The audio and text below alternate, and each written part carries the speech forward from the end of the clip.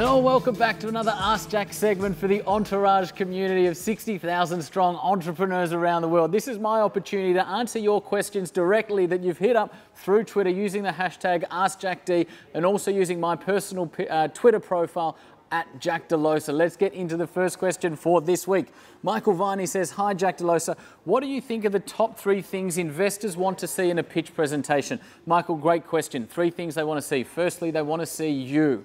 And when I say you, they want to see the real you. What drives you? How big are we thinking? What's your personal vision? Why does the vision of this business align to your personal vision? I want to know, are you passionate about this vehicle and are you in it for the long term? Second thing I want to see is a great team. First thing I'm going to look at is you. Second thing I'm going to look at is the people around you, your advisors, your mentors, your board members, and your management team and the people within the business. Do we have great people around you that give me confidence as an investor that we're going to actualize on our growth plans? And the third thing that an investor is going to want to see is growth potential. Do you have a proven and scalable business model where this growth potential, I can be confident that you're talking about, I can be confident that we're actually going to actualize it? There are the 3 things that we are going to want to see as investors. So make sure you build them in to your pitch presentations. Second question comes from Brendan Purd, who says, G'day Jack, any tips for gaining exposure and growing your audience on a small budget?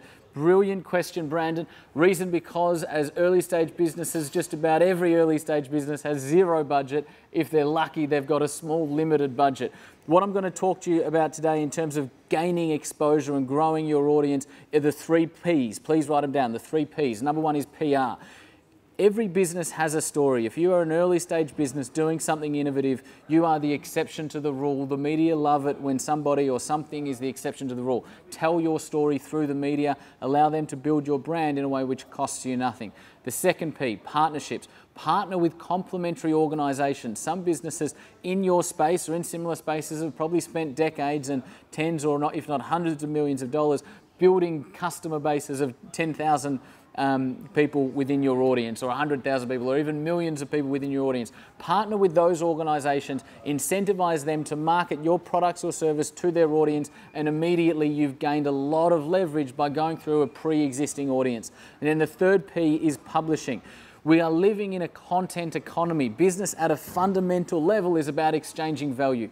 The best way to deliver value to potential customers and prospects before they buy from you is adding value to them by educating them or entertaining them or adding some level of value to their lives through content before they buy from you. Use this as an opportunity to build relationship and build trust with people at a mass sort of scale. That is going to hold you in very good stead on a limited budget. Third question this week comes from Jason Cross, who asked, Jack, what was your biggest, I'm going to use the word mistake, Jason didn't use such a diplomatic term, what was your biggest mistake in biz and what was the one thing you took from it? Jason, biggest mistake is in the early years I spread myself too thin. It is the number 1 barrier to growth I see in startup businesses all over Australia, in that you guys try and do too much. Stop it. Having said that, I was very guilty of it when I was in the startup years as well. What I've found now is that the less I do, the more I do. Pick one thing. Try and become the best in the world at it, and do not diversify until you are. That is my answer to your question, Jason. Hope you guys found this awesome. I look forward to chatting with you in our next Ask Jack segment.